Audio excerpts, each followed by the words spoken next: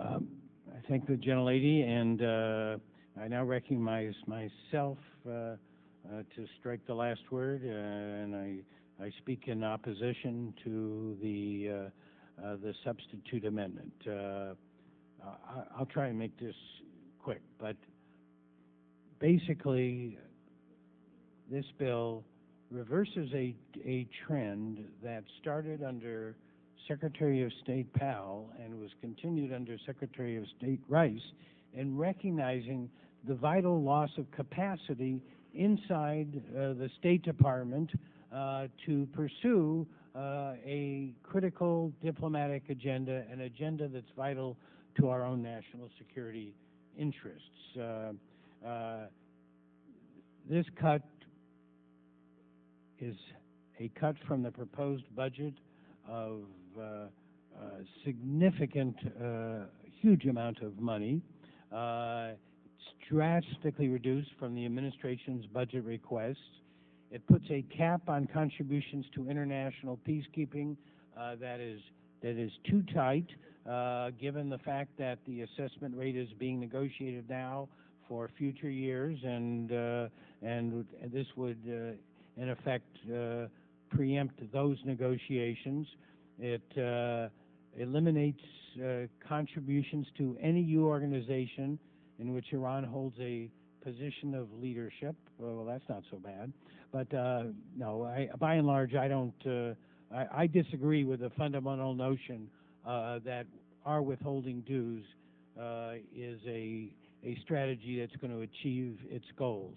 All it does is add up to the arrearages. We end up paying it anyway, and the whole thrust of this bill is to get off of that particular track.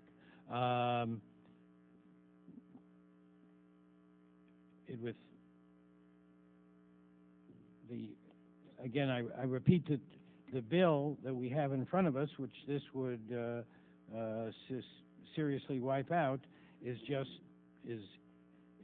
8% over the projected levels for 2009, which to me is only the first step towards restoring U.S. global leadership.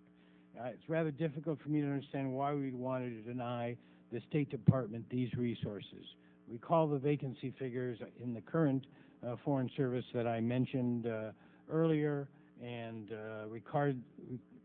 think for a moment about the incredible needs to deal with issues like hunger and the global food insecurity. We're trying to deal here in our legislation. This substitute wipes that out with the crisis that exists with stabilization and reconstruction assistance.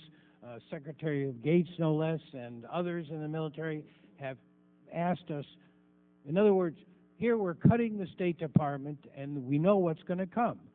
The Defense Department will be asked to take on missions not directly related to their mission that the State Department should be performing.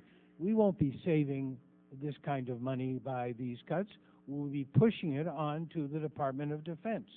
People not trained for that mission, required to do that mission because of the urgent national security interest we have in stabilization and reconstruction work. So I could go through the whole bill. There are some good provisions on the substitute, but they are vastly overwhelmed by the fundamental assault on the President's budget request, and I urge my colleagues on the committee to vote no, and I yield back the balance of my time.